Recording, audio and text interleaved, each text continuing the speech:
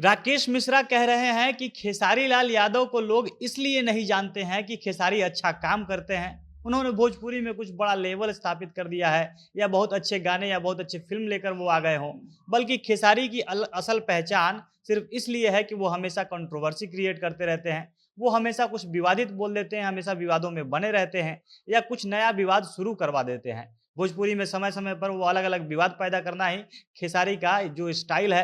राकेश मिश्रा कहते हैं कि खेसारी भोजपुरी में कुछ भी कर देते हैं, उनके दर्शक उनको स्वीकार कर लेते हैं, उनका सपोर्ट करने लगते हैं। उनका सपोर्ट करने वाले दर्शकों का एक खास वर्ग है।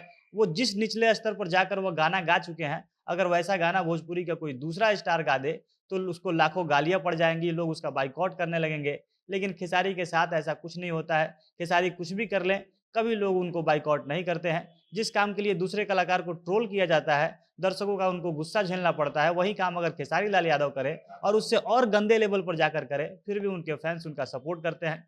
राकेश मिश्रा ने पवन सिंह पर पत्थर चलाए जाने वाली घटना का कड़े शब्दों में निंदा किया और इससे केवल पवन सिंह का अपमान नहीं बल्कि पूरी भोजपुरी सिनेमा इंडस्ट्री का अपमान बताया।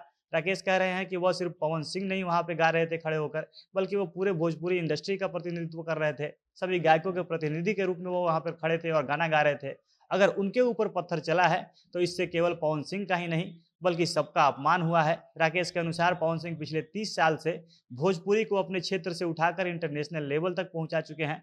तो अगर पवन सिंह पर पत्थर चलता है तो पूरी भोजपुरी भाषा और भोजपुरी इंडस्ट्री का अपमान होता है। और पत्थर चलने को लेकर अगर खेसारी कहते हैं कि किसी ने पवन सिंह के साथ मजाक किया है, तो यह खेसारी के गलत मानसिकता को दर्शाता है।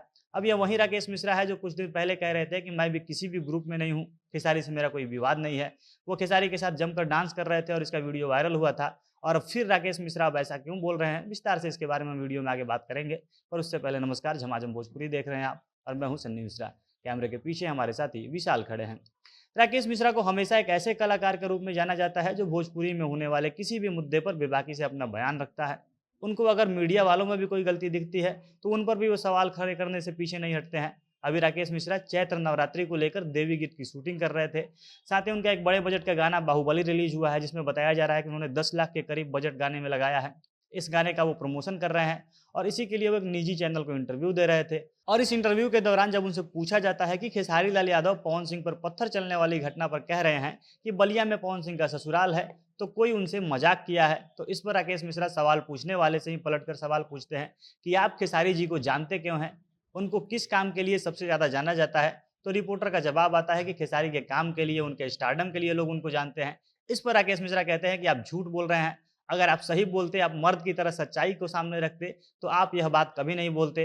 आप अपने दिल पर हाथ रखकर बोलिए कि खेसारी को आप असल में किस चीज के लिए सबसे ज्यादा जानते और सुनते हैं। तो रिपोर्टर कहता है कि खेसारी लाल यादव हमेशा भोजपुरी में नया विवाद पैदा करते रहते हैं, किसी भी मुद्दे पर विवादित बयान देते रहते हैं, इसलिए उनकी सबसे ज्यादा चर्चा होती है।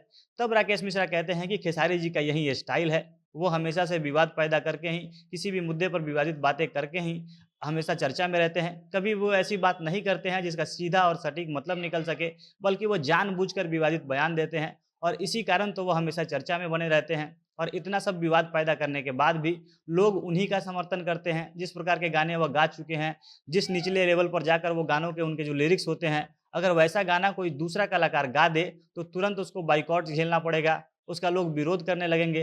लेकिन खेसारी के खिलाफ कोई कुछ नहीं बोलता है, बल्कि उल्टा लोग उनका सपोर्ट करते हैं और आजकल मीडिया वाले भी वही कर रहे हैं। वो खेसारी के मुंह पर उनकी तारीफ करते हैं और दूसरी जगह जाकर किसी और की तारीफ करते हैं। और जब से पवन सिंह पर पत्थर चला है, ये मीडिया वाले दो खेमों में बट गए हैं। जो लोग इसको मजाक बता रहे हैं, उनको ये समझ लेना चाहिए कि यही मजाक अगर उनके कलाकार के साथ या उनके साथ हो जाए तो वो झेल नहीं पाएंगे। आज भोजपुरी के कलाकारों के कारण ही भोजपुरी इंडस्ट्री जातियों में बट गई है। लोग कलाकार के कला से पहले उसकी जाति देखते हैं और यह भोजपुरी कलाकारों द्वारा बोया गया बीज ही है कि आज किसी कलाकार पर पत्थर चल रहा है। राकेश कहते हैं कि पवन सिंह ने 30 सालों से अपने गानों के द्वारा भोजपुरी इंडस्ट्री को सींचा है। वो भोजपुरी को अपने क्षेत्र, अपने जिले, अपने राज्य, अपने देश से उठाकर लॉलीपॉप गाने के सहारे इंटरनेशनल स्तर तक ले गए हैं। भोजपुरी को उन्होंने इंटरनेशनल पहचान दिलाई है। तो अगर पवन सिंह का अपमान होता है तो वह भोजपुरी इंडस्ट्री का अपमान है, भोजपुरी के सभी कलाकारों का अपमान है। इसलिए ऐसे ही मजाक कहकर कभी भी इसको टाला नहीं जा सकता है। बाकी आप लोग राकेश मिश्रा के इस बयान पर ऊपर क्या सोचते हैं, कमेंट करके हमें अपनी राय जरूर बताइएगा। झमाझम भोजपुरी देख रहे थे आप। भोजपुरी इंडस्ट्री से जुड़ी अन्य खबरों के लिए हमारे साथ बने रहें। धन्यवाद।